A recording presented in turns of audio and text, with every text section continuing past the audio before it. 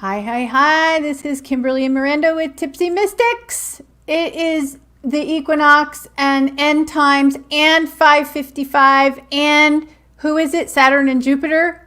The Great Conjunction. Oh, I don't know much about that, so we'll let you talk about that. Similar to the Great Pumpkin, I think. Oh, cool. So my son said that this Great Conjunction hasn't happened for like since 1200 something. So Saturn and Jupiter are conjunct every 20 years. However, this is the closest that they've been in that conjunction in like forever. In a Since long 1200. ass time. Yeah. A long time. Long ass time.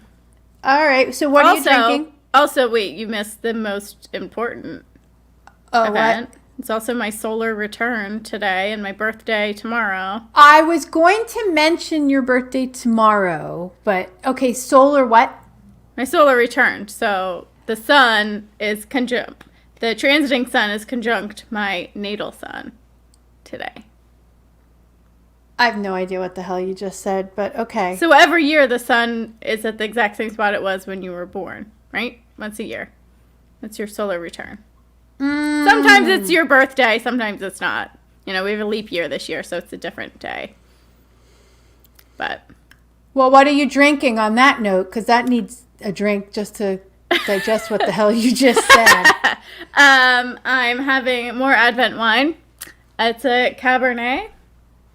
How are you liking the 6 ounces of wine a day thing? Advent. It's fun. I mean, some days I've skipped it, and then I've had like 2 other days. I think I have like 2 extra right now. But she's stocking up. It's right. It's adorable. It's so cute, but I don't love the wine. So no. So no. All right. Well, you got the cool bottles, but yeah. But I'm probably gonna be doing a dry January, so. Oh, interesting. Gotta detox. After 24 days straight. Yeah. We're not in France after all. Exactly. Well, I am actually drinking, I don't know what this is. I just I was in a wine club and they just send me stuff. And so this one is a 2017 Barbera del Monferrato. And I'm like, well, what kind of grape is it? It's an Italian wine. And I don't know what kind of grape it is. Love an Italian red. Who cares? It's really good. Yeah, is it sexy? It's very sexy. It's very sexy. It's got, I don't know how to describe wine. Anyway, talk about this conjunction thing, because I don't get it. I mean, I know there's 2 planets and they're close together for a couple days. Yes. So what a conjunction is, it's when 2 planets, in your chart, it's usually when 2 planets are within 10 degrees of each other in your chart. Now, transiting, it's usually a lot closer. These Jupiter and Saturn are slower moving planets. So we really don't say they're conjunct until they're really within like a 1 degree of each other. But they are within a few arc minutes of each other right now. They're both within in the 0 degree of Aquarius, right? The 1st degree of Aquarius. Which is why we're at the Age of Aquarius. Yes, which is why we're talking about the Age of Aquarius. I've been listening to that song since like I was a tiny kid. Anyway. You were not even on your parents' mind back then. No, but I've heard the song. Okay. Go on with your conjunction thing. So what a conjunction is, and my professor, I think, explained it really well when he said they are like 2 instruments playing the same note. Right? So they're playing the same note. They're always going to be working together. So if you have 2 planets conjunct in your chart, or we're experiencing them in a transiting pattern like they are now, those 2 planets, Saturn and Jupiter, are always going to be working together. So if you have it in your chart, like that's a really strong match, and it adds like fuel to the fire of those 2 planets in your chart. Like I have Neptune and the Sun and Jupiter conjunct in my chart. So I have a lot of all of those energies all combined. So it's like, they have to work together. When one is working, the other one is always there to support them. They're just kind of like they're buddy planets? They're just best buds. I don't know if you guys saw the Google little, I don't know, GIF or whatever they video today. What do they call it? It was adorable. I don't know, the like art. Logo, the Google art logo. And they come by and they adorable. slap each other. So they give each other a high five. So they're always working together. Aww. So so they're just conjunct and they're holding hands and they're going through life and egging each other on and supporting each other and the things that they do. And I think we talked about this last time, but Jupiter is all about expansion. It's about that universal wisdom, right? Like Gemini is about facts and data, but Sagittarius and Jupiter are really about that universal wisdom. So like connecting to the quantum field, if you want to call it that, or your higher self, or I don't know, the universal knowledge, whatever you want to call it. So it's really tapping into that. It's about truth, morality, and when you're a non-integrated person, you know, that looks like judgment. Ooh, and saying, I'm right and you're wrong. But we know when we're at the place we're at now that all truths are true. Mm-hmm. Right? You should explain that again, though. So when each sign or planet, which does the is the verb of the sign, so it does the work to have the needs of the sign met. So when each one exists in duality, so there's a non-integrated version. So if you haven't done the healing, you haven't integrated those shadow parts of yourselves or the things that you say you aren't, it's going to, those same archetypes are going to manifest in probably a not so nice way. So that's when you're going to get the judgy Sagittarius, right? They're judgmental. They're saying, this is my truth. It's the only truth. This is my morality. It's the only morality. It's also, and I think this is kind of important, it's also who you're learning that from. Is it a teacher? Is it a guru? Mm-hmm. Or do you learn that from yourself, right? Are you the guru? Are you the teacher? Can you access that knowledge all on your own? If you're thinking back to like Reformation times when the Catholic Church said, you have to have a priest read the word of God to you. They wouldn't even put it was in Latin, right? So common people couldn't even read the Bible because it was only allowed to be in Latin, and only a priest or a godly person, whatever, I'm not that religious, only they could read it to you. Oh, right? Great. And then, when the Reformation and whatever it was called in France happened, the Protestants, I think it was, and I might be screwing this up. I apologize if I am. But just take the idea and the concept. It's okay on someone's timeline. It was true. But they converted the Bible into English, and they said everyone can read God's word, and you can take from it what it means for you, right? That's what God wants you to do. And that's where the Catholic Church said, no, absolutely not, because if you get to read the God and you get to decide what's good for you, you're gonna hurt yourselves, right?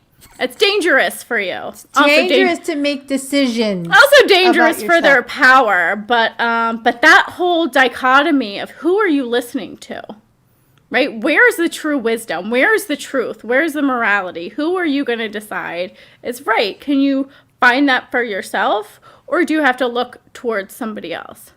Yeah. So that's go ahead. Yeah, that's the Jupiter part of the equation that we're looking at here.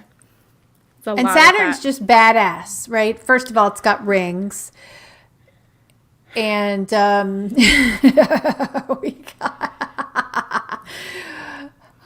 well, you can answer that one. We're not tipsy. Thank you, Darmot. We are not tipsy just yet. It's not early. Yet. It's early, but thank you for asking. We're talking about Saturn. So Saturn is kind of an asshole. So Saturn is the authority figure, right? So it's usually in your chart, it's going to be, a lot of times it's going to be your father or whoever else was the authority figure in your chart. If it was your mom, it might be like conjunct your moon. That sounded the really moon is your mother. nasty. So if your brother was the authority figure, they were Saturn, who is usually your father, might be conjunct the moon in your chart, which is usually your mother, meaning that they're working together. Like the moon energy is also the Saturn energy. Anyway, so it's that authority figure. It's our drive to succeed. The part of us that says you have to work really hard to be perfect. Oh, yeah. So when Saturn is unintegrated, it's telling you have to work so hard, and if you don't, you're not worthy. Oh, that's totally me. I'm 100% Saturn-y.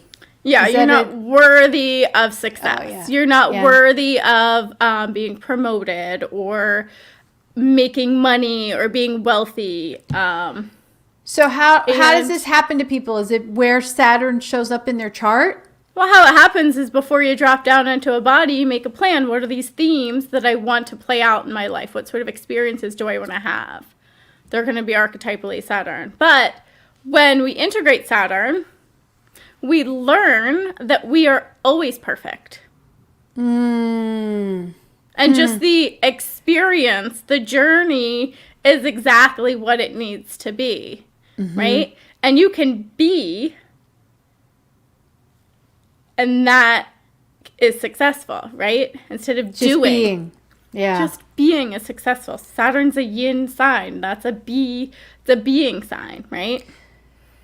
You know, That's a divine feminine energy is Saturn. So just Wait, I thought it was my father. Hold on. Was it my father or my mother? The authority figure. It's a yin sign. Yin is, divine feminine energy. Okay. All right. Well, what's it going to do for our Age of Aquarius? What you said you talked to your team a little bit about this, your non-physical team. What did they say? Yes. Okay. So I wrote a little thing. So I'm going to read it. What they gave to me today when I said, what is the Age of Aquarius? What does this mean? And then we can talk about it a little bit more. So excuse me, especially if you're just listening to the podcast, there's going to be a little crinkly. She's crinkling her paper. Yeah. What is the Age of Aquarius? And they said, this is a time of transition on the planet. Over the next 4 years, you will all begin to embody the next phase of humanity as unity consciousness.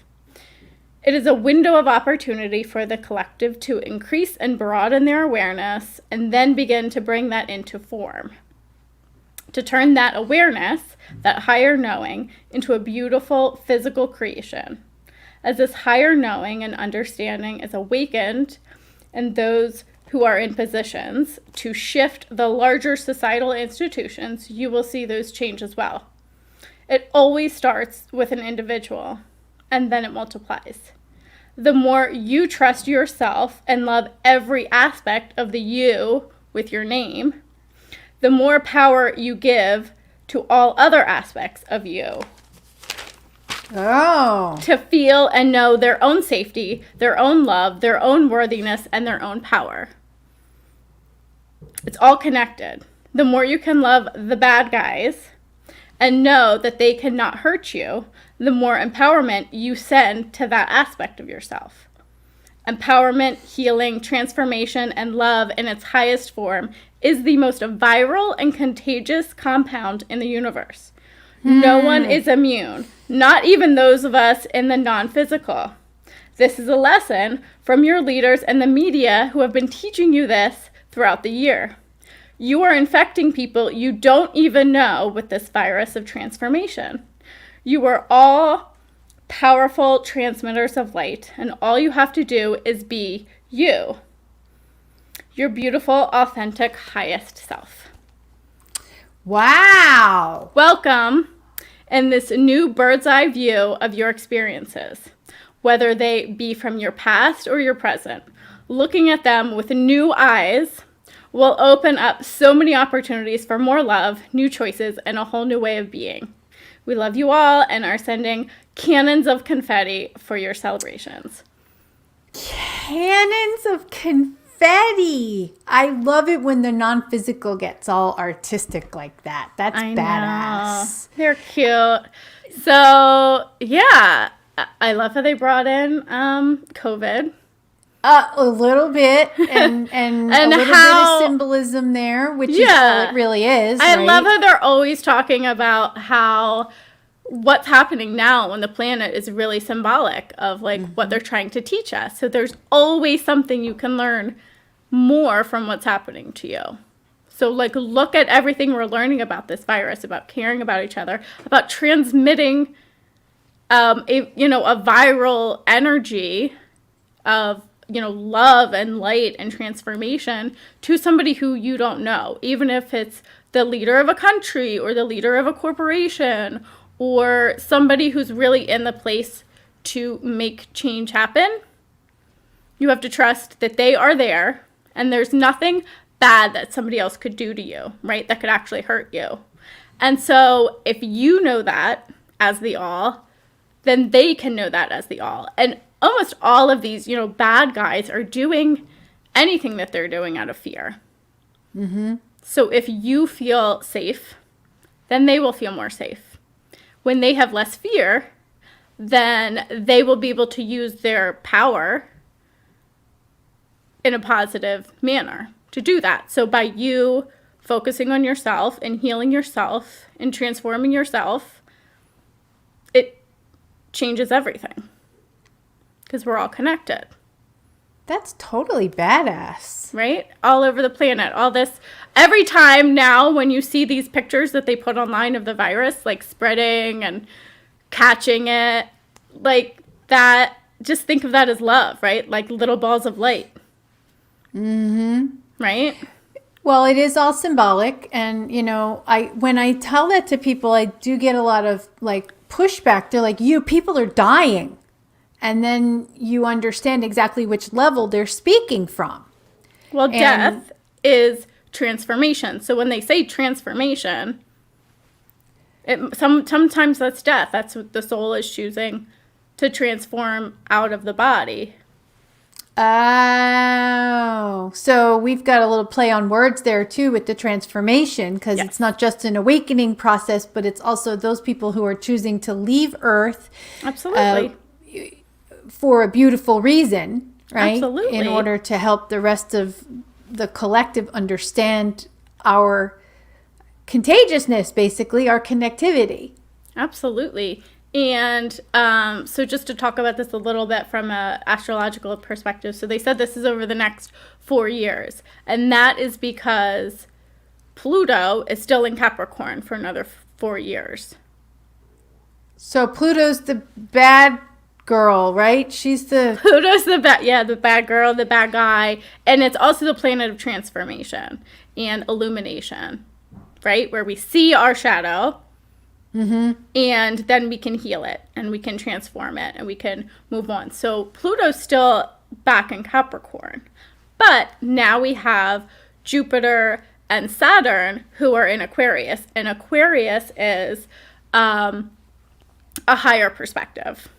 They said the bird's eye perspective. So that's Aquarius. It's that higher perspective. We often call it a detached perspective. So you can see everything from a bird's eye view. So a lot of times when we're healing, the best way to heal is to look back on what happened from the perspective we are, in our now. In our now moment, say, oh my God, I see why that happened to me, right? That's the Aquarian perspective. So we can see back from a higher perspective with more higher knowledge, and it just starts to seem silly. And like, it's detached. You don't get affected by it, right? You don't have those emotional responses from it. So we have access to universal knowledge with Jupiter. We have access to bringing things into form, which is Saturn, doing that hard work, right? Doing the actual work you need to do to bring this new Earth or whatever you want to call it into existence. And they together have a higher perspective, right? And so while Pluto is back in Capricorn, still working on the transformation, we have this higher knowledge, we have this higher perspective, and we have the wherewithal to start doing the work to put it into form. So all that Pluto stuff, all that transformation, is going to start happening a lot faster. It's going to be a lot easier because we have this wonderful new tool of a higher Aquarian perspective and access to higher knowledge and like some gung-ho, let's get it done attitude. Right? You know, you were talking about how we called it's called renowing. That's a Paul Selig term, what you described as you go back to a previous event and you look at it from a higher perspective. One thing I noticed, and I don't know if it was just coincidentally today, it being the Age of Aquarius officially, stamped somewhere in the universal annals that today is the first day of the Age of Aquarius at this time and place. But I had a lot of things come back to me, and they're coming back in succession. So it's gentle. So like events from my past pop in, like right when you're doing a dish or something, you're putting your dishes away, and all of a sudden I look at it and it's as if I'm looking on a screen. I'm like, that doesn't affect me at all anymore. That's the Aquarian detached perspective. It's pretty easy. Like you look back and you're like, oh, I am not charged at all by that event. And that's how you know you can literally, if you want, let it completely go. It does not even need to be in your past anymore once you get to that point. Absolutely. So when people always say, well, how can you redesign your past? Well, that's how you redesign your past, is you come to peace with whatever happened to you that charged you up emotionally, and you get to that detached perspective where it's just doesn't even need to be an event in your life anymore. Yeah. You say, I see you. I see that aspect of me, that part of me, and it can't hurt me. Mm-hmm. Actually, what it did for me was a beautiful gift. It made this happen. And then because of this, I felt this, or I got to experience this thing or this emotion or this feeling, or meet this person or have, this wonderful thing happen. So when you look, hindsight is 2020. So when you get to look back and see that, we talked about this the other day. It just starts to seem silly. Like, oh God, that was either, why was I so upset about that? It just doesn't affect me anymore. And that's that Aquarian detachment. Well, we were talking about timelines, right? The other day, and how there are people on we're going to call them different timelines, but they're actually different levels of awareness at this point. Yes. And so we, as people who are currently living in 5D most of the time, right, are learning to jump back down to what I used to call the basement, but now I just call it 3D because the basement's kind of derogatory and makes me feel bad. But there are certain things that are done in 3D that aren't done in 5D. They're very physical things, right? And so as we need to go down and do something physical, like take my car to the mechanic because Harmony yet again is screaming. I set off her sensors all the time when I get frustrated or even excited. I set off her sensors now. But so there are things we have to go down to 3D and do, right? And now it becomes deliberate. You don't just fall down there so much anymore, but you're like, all right, I got to go do this. So I have to, what would seem like I have to stop being spacey for a minute. Or you put on your space suit. But I mean, there are things where you need that beta brainwave state as much as possible, right? Where you're reasoning. It's such a scary word anymore, but reasoning. Yes, Canons of Confetti.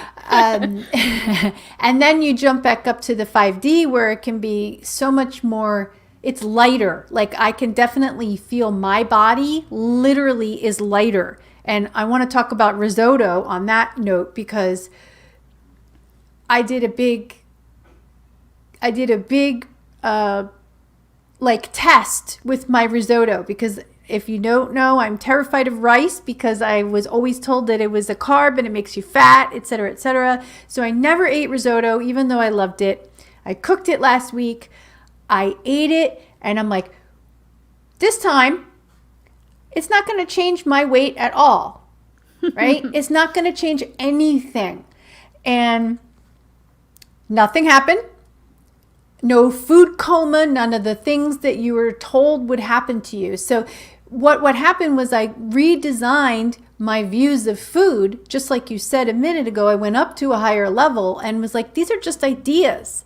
We had ideas about food. We had ideas about our government. We have ideas about our own self-worth. We have ideas, and we're living by these ideas, and they don't have to be true at all. Yeah. So since I started eating, like I like oatmeal too, and I would never eat oatmeal because, oh my gosh, look at the calories on the back. I started eating all those things, and I've actually dropped a whole size since last week. I'm literally the most jealous. I'm really excited for that to happen to me. Yeah, I mean, it was a conscious, deliberate showdown with calories. Yeah. You know, I'm like, you know what? I don't know that I really believe all that stuff that I was told. So let's test it. Let's ask our body. And the body was like, all right, you're done with this. And okay, now we're feeling like we need this. And so I'm like, all right. And what they've been asking for is way more fun than what I was feeding it. Yeah. So what you just described was perfect Jupiter, Saturn, and Aquarius, right? Instead of listening to people who, you know, the old teacher, the old expert who said calories count, you listen to yourself and you said, they don't have to. I don't think so, right? And then you put it into practice, which is Saturn, right? Like, I'm going to eat some delicious risotto. That's going to happen, right? And you did all of that because you finally have this new Aquarian higher perspective where you know you're creating your reality. And you put all that together, and then you created a new reality. Yeah. And it's a really badass reality, because I put on my cat suit, and I got to say, looking good. I'm looking much better. Yeah. Looking fly. I'm looking fly. So, the whole looking at things from a higher perspective, and the knowing that you're creating your reality, like every thought after a while, you're like, all right, I'm not thinking that anymore because it never brought me anything good. You know, thinking whatever thought that was. So I'm going to think something different. And it's amazing how fast those changes occur. I don't know if it's your energetic stuff that's going on that's making it faster. I mean, I know we're getting energy to this area that we've never gotten before because we're in a specific part of the galaxy. Well, remember the zodiac, you know, all these things that are happening in astrology they are not causing it. They are just reflective of what's happening. So these energies are allowing us to do these things a lot more easier. You know what I mean? Well, we have these awesome it's about tools now. damn time. Right? But for those who are not ready to be here yet, which is fine, they can hang out with Pluto, who's still in Capricorn and won't be moving into Aquarius fully until 2024. So that's why I said you have 4 years, right, to watch this stuff unfold. And for people who still need it, it's still there. Give them time. Show them. Yeah. But we still have the opportunity to, you know, for those of us who are ready to be in, you know, 5D or whatever you want to call it, we can get shit started, right? We can start the party early. Yeah. We can start the party early. You know, and then they can join us when they're ready. You know, maybe it takes them a while to shower, and they sit on their bed for a while, and then they try on one outfit and it doesn't fit. They throw it on the bed and try on another one, and I look fat, and I'm not eating rice ever again. Mm-hmm. Yeah, so it'll take them a while to get ready, but believe me, the party ain't gonna stop anytime soon. So yeah, and it'll still be raging.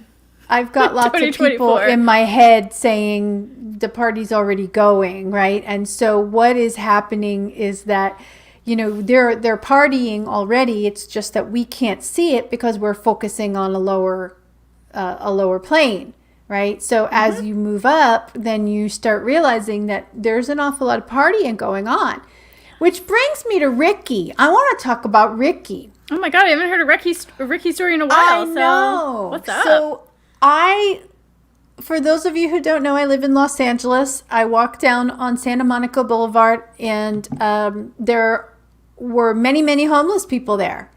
And I became friends with quite a few of them. I would sit around, talk to them. They're fascinating people. And one of them was Ricky, and I love him dearly.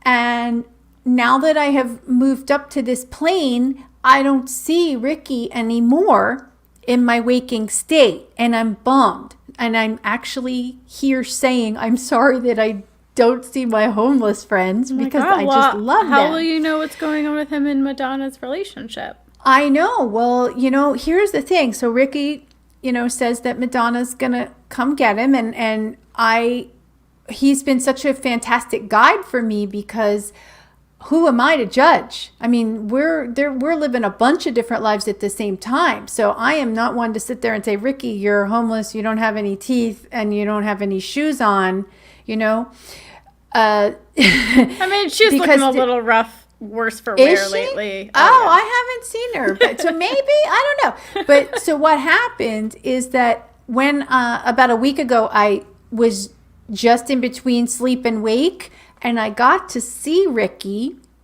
in another parallel reality, meaning that it was another one of the lives that I was living, but he was all dressed up. Like he was cleaned up and like a normal guy, and he walked over to me. He's like, hey, what's up? I'm like, Ricky? Seriously? I love this. I'm like, you look great. He's wearing like a pink shirt and nice jeans. I'm like, dude, wow. And so what I got to do is I got to see Ricky in another one of his existences. And knowing I love it. It was beautiful because we tend to be so sad, about the homeless. And the homeless are 100% of them are guides for you. 100%. Their higher self is providing guidance for you and the ability for you to feel compassion, perhaps do a kindness, right? And maybe their 3D self is really going through an experience where they're like, all right, I don't have any money or I don't have a home and I want to experience what this is like. Yeah, because maybe they've had a lot of money and power and all this stuff in other existences. So. Exactly. So it was really nice to see another aspect of a person that I was missing and recognize him. Yeah, and there's definitely a reality where him and Madonna are like, making out. Doing it all the time. He says they're going to have a daughter. Oh, wow. They're going to have a daughter. Through surrogate? I guess it's definitely a reality where they're a little bit younger. No, that's an assumption, young lady. Oh, I guess. Yes, that's true. That is an assumption. You don't know. I can still have kids. Right? I got pregnant at 45. Whoops. Yeah. But I mean, that's an assumption. So Madonna could still pop one out. I think she's got like 6 kids now. Does she she has a lot of kids. Anyway. I don't know. I thought she just had the one and then she adopted a few, but I don't know. But it just makes me think of that like techno song that's like, if Madonna calls, if Madonna calls, tell her I'm not here. At the end of the song, that's what it says. Oh, and well, maybe it was Ricky. Ricky is a singer. Yeah, so maybe Ricky made like a European techno song. He's got a great voice. He can belt it out in the middle of Santa Monica Boulevard. I think that might be him. It could be him. So this is the way that souls do this. We plant things for ourselves to find. And my team, that I don't really know what they are. I guess it's still a team. My carpet hunter team has been showing me how they have been planting things in my own apartment for me to find later. Like just a little Easter egg hunt? Little Easter eggs. I'm like, where the hell did that come from? But now it's completely relevant, right? Like I found, I'll be honest, I found underwear that wasn't mine. I mean, it was mine, but I don't remember buying it, like in colors I would never buy. And I pull it out. I'm like, okay, this is, I buy from Victoria's Secret. I do. But I'm like, this is Victoria's Secret, so it's mine, but I don't know where it came from. So I'll put it on. What the hell? Anyway. Yeah. So we've got some people that are like, who are these women? I don't know. We've got people who probably aren't really familiar with what we do, but welcome. You're in one of our realities, and you might, if you're not awake yet, you're gonna wake up, because that's kind of what we do.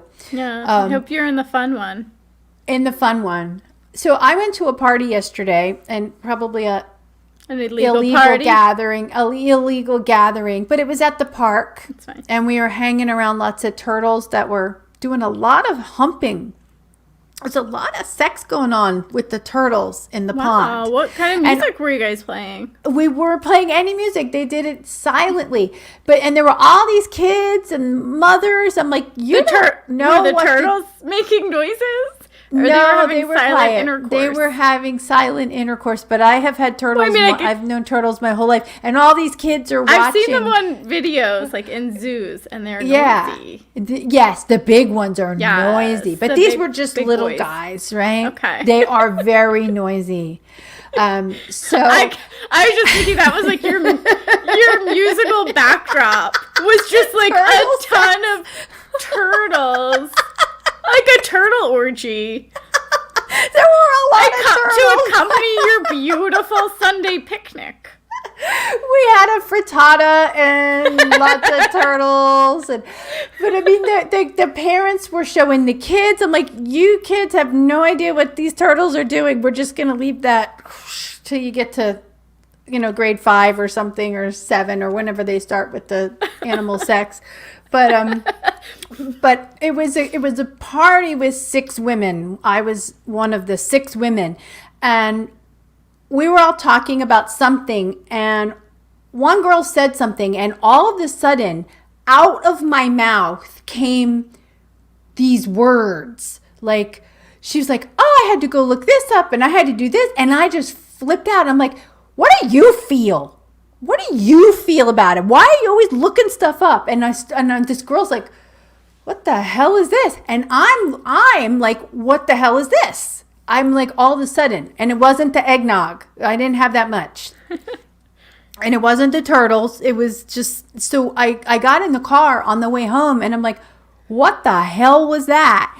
And of course, the guides, they don't tell you while you're in the middle of it. They don't tell you while you're opening presents from your friends. They wait till you're in the car. They're like, oh, well, she needed to hear that. I'm like, could you have told me first? And so, no. And so what happens when you get up to the 5D level is your higher self is speaking to other people's higher selves, right? But they don't always tell you that they're going to do it yet. Like, I'm not that aware of when my higher self takes over. Because, after a while, you have to start to trust it. You're like, all right, I'm going to step back. I'm going to let you guide me, right? Well, I don't expect them to guide me into, like, jumping down this poor girl's throat. But when I got home, I wrote her a nice email, I explained what went on, and I realized that I'm in this party full of people, and I can tell when they're going to wake up. Cool. A little... I can it's like tell. gaydar, but like awake dar. Awake dar. They're going to come out. Oh, honey.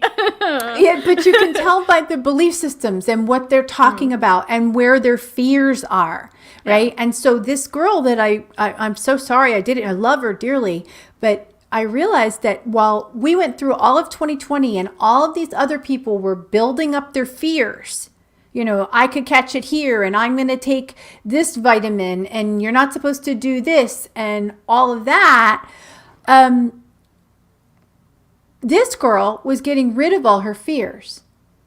Like, she was just blasting them out. She was traveling. I mean, she wears her mask and all that, and she does all of these things that fearful people don't do. So I know that that's an indication. If you're around someone that's all of a sudden saying, fuck it, throwing shit to the wind, they're like, I'm going to go do this and I don't care. I'm going to be careful, but I'm not going to let it stop me. That's an indication that you're on your way to awakening. I like that. I remember in the summer, right before the kids were supposed to go back to school, I asked my sister, are you afraid of the kids going back to school? And she said, you know what? I can't afford to be. I need them to go back to school. So I've just decided I'm not going to be afraid. And I was like, fuck yes. Mm-hmm. Like, you just decided, like, nope, fear's not really going to fit into my life. So just going to, like, not be afraid of it. Because I just can't. And I was just like, that's when you know people, like you said. I'm like, okay, they're on a good path. This is going to work out. Yeah, you know? they're starting to question what they're being told. And when they do that and they start listening to that higher self, which thankfully gets itself in there once in a while, hopefully with more notice than I got. But and then they start to ask those questions and the fears start dropping away little by little. So it was kind of cool to see that.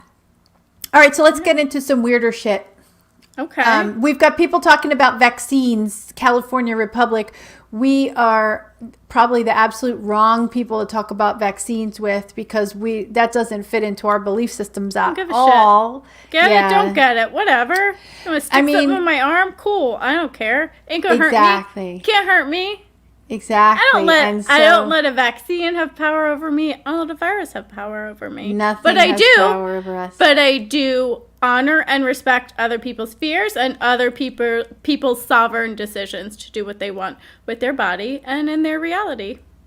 That's beautiful. That if I could give like spiritual entertainment Oscars, you would win one for that. That was really good. And then you'd pull the Sally Field. You love me. You really love me. Cute. All right. So. Oh, wait. I'm going to tell my fun intuition story. Tell your intuition story, and then I want to talk about fruit. Okay. So this is just like, if y'all don't trust your intuition and know that, like, you are connected to something higher, listen to this. So I was with my family on Saturday. We decided to play Apples to Apples, which, if you don't know, it's a game where one of the players reads a card with an adjective on it, like silly, and then everyone else has cards with nouns on it, and you have to, like, pick a card, what you think is, like, the most silly, and whoever's reading the adjective gets to pick the best noun to go with the card. So I'm playing with 3 adults, a 9-year-old who can read, and a 5-year-old who cannot read. She cannot read a word. She's just learning her letters. So she's literally just picking whatever card in her hand that she vibes with and playing the card. Who the fuck do you think sweeps the game? Not even a little bit. Every time, because she doesn't know what card she puts down. So we read it, someone picks it, all right, this one, and then we all look around for, like, okay, whose card was it? And we all look at each other, we're like, God damn it, Scarlett, again? Like, this is pure intuition. Her just like, oh, here's a card, and she fucking nails it every time. It was hilarious, but it just really goes to show that, like, that's legit. Especially when you're a little kid and you haven't been told not to trust it yet. Oh, well, that's because they're closer to source. They haven't gotten all the bullshit pumped into their head yet. And with you as an aunt, right, that she's going to be fine. Of course. And I mean, this kid is like bossy bitch. I don't know anybody like that. No, you're not. Yeah, she is my mini-me. She looks just like me. She is a little terror. But she just, every time, she just won. It was ridiculous, and it was so funny. And so, yeah, that's my intuition story. She doesn't need to read. Yeah, you don't need to read. I mean, she's going to learn. Don't worry. She's going to learn to read. Well, I'm not saying that she needs to be illiterate just because she's intuitive. Right, but, like, don't judge someone who's illiterate because they might still be fucking smarter than you. Yeah, and in fact, they may have chosen to be illiterate because they wanted to experience life situations with that we'll call it a limitation from And I our think perspective. you really have to attune like your other senses and sense of awareness if you can't read, right? Like read people and read the situation and like take signals and that sort body of thing. language and even temperature. They even read temperature. When you get it really intuitive, you can tell the difference in learn, right? That's why kids who can't read yet, who haven't really been told everything, they observe. That's how they learn. Yeah. Well, they're told to not talk. I think it's better now than it used to be that children are supposed to be seen and not heard. She is the loudest human being on the planet, I think. On the planet. Possibly. Okay. Well, I want to talk about fruit. Okay, fruit time. So I'm going to hold this up, and you can, if you're in the podcast, that's her fruit, right? So this, if you're listening later, sorry, you can't see the fruit, but this is called Buddha's hand, and it is a citrus fruit. Google it. It's an Asian citrus fruit. Now, I am 55 years old.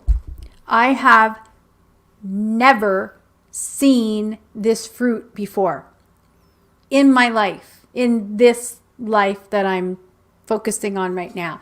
I have moved to a timeline where the Buddha's hand exists, and I find that absolutely fascinating. So well, I want to mention one thing, and this is going to the non-physical people that are listening too, because it's not just physical people listening. It has no utility. It has no use, this fruit. It's useless. It's gorgeous. I mean, it looks like a squid. How can you? It's adorable, but it's got no use. So my guess is that this is like a beta testing fruit, right? Like this is the Buddha's hand beta test, because in a perfect universe as we have, why would we create a fruit that has no purpose? Well, I'm gonna have to disagree with you right there. Okay, go ahead. The Buddha's hand is the perfect fruit for a decorative cheese plate or fruit display. It is perfect for a party platter, and you move to a timeline where we're all about partying. Oh, well, I guess so, but I mean, wouldn't you want to eat it? I mean, because when I have a cheese board in front of me, everything but the board should be edible. That's my view. Everything but the board. And maybe the board, if you do it right, should be edible. They have all the plain. I don't know. I'm sure the plain plates that you can eat now for like a cocktail. I don't know. It's adorable, but I just wanted to say that these are little tiny things that go by unnoticed, right? Yeah. A lot of people don't even notice that these things have shown up in their purview, and they've changed timelines. So I hear a lot of people say, well, I don't know when I change a timeline. Well, be observant, because you're going to see. I walk on the same street every single day, and 2 days ago, all of a sudden, there's a gigantic tree on the side of the street that was never there before.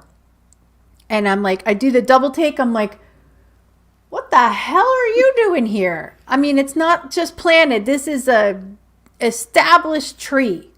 Yeah. So this stuff shows up, and if you look for it with joy, with excitement, with enthusiasm, you can see that you're changing timelines. You can see that things are reflecting what your thoughts are. And my thoughts have been about wild ass creation, right? I want to be on the cutting edge of creation in that knowledge. And so knowing that I want to do that, these things are showing up. So far, you got a kick-ass fruit. I got a kick-ass fruit with no use, because But you paid for it. Oh, I paid a lot of money for it. This sucker was not cheap. But we live in a timeline full of abundance, so... Yes, we do. I have no problem with abundance. I've never had a problem with abundance. That I can say. So, I did want to say that it is your birthday tomorrow. That's right. And so what does that feel like? Because you do have a beef with Jesus, because his birthday is just after. Yes. I I mean, this year, my girlfriend was just texting me, oh, I'm sorry we can't, go to that wonderful restaurant and, do girly things or even, like, sit and drink wine and watch TV. And I really don't care this year, to be honest. Like, I'm so overwhelmed by, like, moving and stuff that all the things in my life kind of overshadow the fact that I'm going to be 37. But that being 37, that was, like, the best age ever. Well, I'm hoping. That being said, I got so much stuff to be excited for next year. So many things to be excited for in 37 that, who cares? I'm going to order my favorite pizza. I'm going to watch the Bachelorette finale. I'm really excited about it. Oh, let's just talk about the Bachelorette for a second. It's all you, because I have no idea about any television stuff, so go for it. So I've been watching The Bachelorette and The Bachelor for a few years now.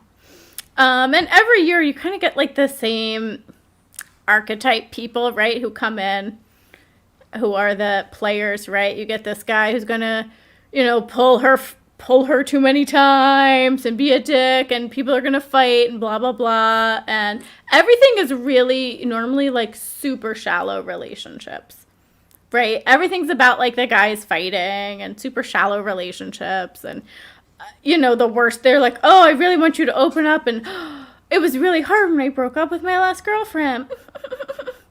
That was so hard for me to share. And I have to say, this season, it has been such a beautiful experience to watch the men, the divine masculine on this show. When I say that they have opened up and shared immense hard shadow things. The one guy was talking about how last year he committed suicide 2 times, and his sister, who doesn't even know it, like saved him, and all this, and he can't cry, and he's had all these feelings, like dark shit. The other guy's talking about how like he had this wonderful relationship with his father growing up, and he thought his mother was this horrible person because his father lied to him for years, and now that he's an adult, he found out that his mother's actually a wonderful human being his father kept from him. And so now he's like dealing with this immense, like, I love my father, he raised me, he was a wonderful father, but he did this horrible thing, and now I'm trying to like, what a wow, crazy like thing to like drama. Talk about, like, and he's like dealing with it so beautiful, like it's such a beautiful being to be like, I forgive my father for doing it, I love him, but like I need to like step out, and like, and those are just 2 little things, and just the men who were like really opening up and like being like so open on network television. On network television, that's the thing, is that we were growing up, men were supposed to hide their emotions, and now that's coming out. Most people, there are a lot more emotional men than there used to be, but not broadcast on television. These are not little shallow things. This is like deep. Like, I wanted to kill myself. I had a father who like did this horrible thing to me, and I still love him, and I'm grappling with that reality, and like just beautiful human beings like bearing their soul on The Bachelorette, and I just think it's wonderful. Of course, we have a Bachelorette. We've had 2 actually, because the one fell in love in the first moment she met the guy, and they left after like 3 episodes and are engaged. So the second one also like a beautiful like angel on the planet, just like a sweetest lovely human being. So I just sorry. How did we get you on The Bachelorette? You'd be like a perfect Bachelorette person. I think we should just. Can I pick the guys and just send them? Don't they have a rose or something? We'll just do it. Wait, we can just do it on here.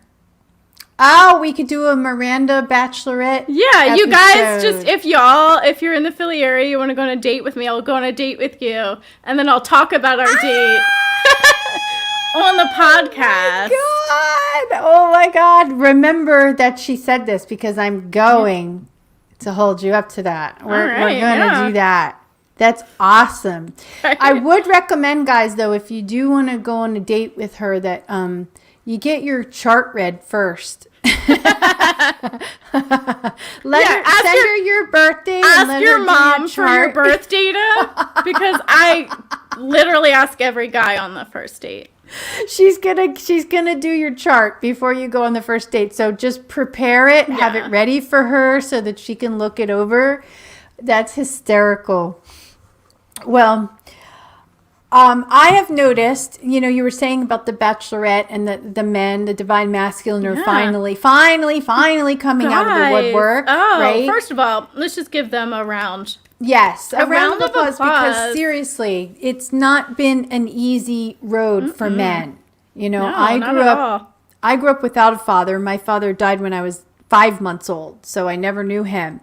I had two brothers. They didn't end up terribly, ridiculously independent. Yeah. I mean, my father was supposed to watch me when I was little because he didn't work. And, he pretty much just I just took care of myself. Yeah, you know what? As he slept, there's benefits to that, though. Oh, hey. Yeah, I'm so thankful for the independence, I'm very thankful right? for exactly. But, it didn't set me up for an image of men who were responsible and hardworking and even the ones who I met afterwards who I was like, wow, hardworking, but not on the inner stuff. Yeah, well, so, those women who grew up in families without a father, so there's all psychological stuff about that. That's obvious. But what we're really talking about is the example, right? Missing the example, because as humans, we're herd animals and we learn from example. We mimic what other people do that are in perceived authority as we're growing up, right? So without a father in a family, you don't have a male example. And so you go out into the world and you don't even know what you're looking for. Mm-hmm.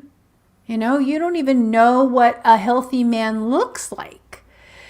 And I remember reading, I think it was Julia Roberts, she wrote this beautiful, beautiful letter to women, and it was very long, it was beautiful, but one of the things she said, stop taking care of badly raised men, right? And it's not that the men are bad, it's just that they just weren't raised very well. For whatever reason. I mean, I'm sure their mothers were doing the best that they could, but... Well, that's the experience they wanted to have. Exactly. And so, a lot of women will go into these relationships thinking that they're going to save people. And I know I did. Holy moly, I sure did when I was younger. I could save him. I could turn him around, whatever, right? And realizing that that's not our job, right? Our job is to take care of ourselves. And the example of a man is going to mirror you, right? You're going to start drawing people to you that are like you, because all of this is about integration. Yeah.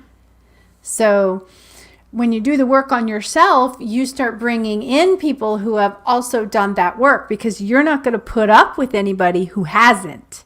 They're Absolutely. out. They're not even going to make it. You send Maranda your chart, she's going to be like, no. Well, I can't tell by your chart whether it's integrated or not. I'm just kidding. No, the cover letter. The cover email that goes with it. Anyway, well, we have a couple minutes, and I just want to mention that you and I were talking about different realities, and you said that you love bubbles.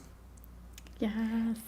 And so we were talking about bubbles, and I went to Specifically, I was talking about like being inside of a champagne bubble. You wanted to live inside of a champagne bubble, and I went to a Bashar transmission, a live one, and someone asked him, Bashar, tell us about a civilization that we would have a kind of a hard time understanding. They're so different from us. And Bashar mentioned that there is a planet that is a big bubble, and they live on the inside surface of the planet versus the outside surface like we do. And they are basically bubbles that move around. They roll around. You know, like when you're at that festival and you get in that little plastic thing, the big plastic bubble, and you're all rolling around. The giant hamster thing, yeah. So they roll around and they interact with each other. And he said it's an extremely advanced society. And so here's Miranda, who wants to live in a bubble, and we've already got evidence of that, of her desire existing already. Yeah. I mean, that's how badass creators we are, right? That's right. And if you're saying, well, maybe she just got it from Bashar, I'm not going to have to prove everything to you, but remember that things happen out of time all the time. Things happen out of time and out of place all the time. So if time doesn't exist, it's all it happening at once. All at once. Maybe I created that bubble world back when I was in the 12th dimension. Yeah, and then you're like, I think I'm gonna go be in a body for a while and have some champagne, and it's reminiscent of my previous home, right? So I'm gonna bring a little bit of me Probably home. why I love Champ so much. I'm like, right? In a bubble, might be a short life, but damn, it's gonna be a good one. You can't not have a good time in a champagne glass. That's true. Yeah, with champagne, right? Well, that's why I always have emergency bubbles at my house. Always. Always. So we have California Republic that says a woman needs a man to validate them. That is not true. I certainly did not live that reality, and that is. Yeah. I had a lot of issues with men who couldn't handle that I did not need them. There's a lot of men who couldn't handle a powerful woman because they were unconsciously intimidated. But that's changing now a lot. I'm seeing that there are a lot more men who are more willing to have deep down discussions with me versus shallow shit. So yeah.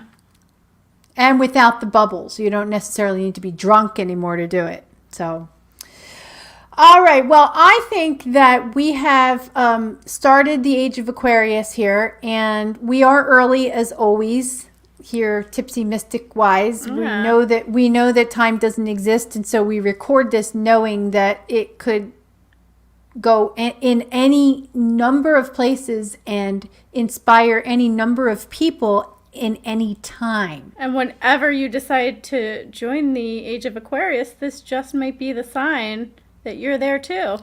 Yeah, if you're listening to us. So until next time, cheers. Cheers.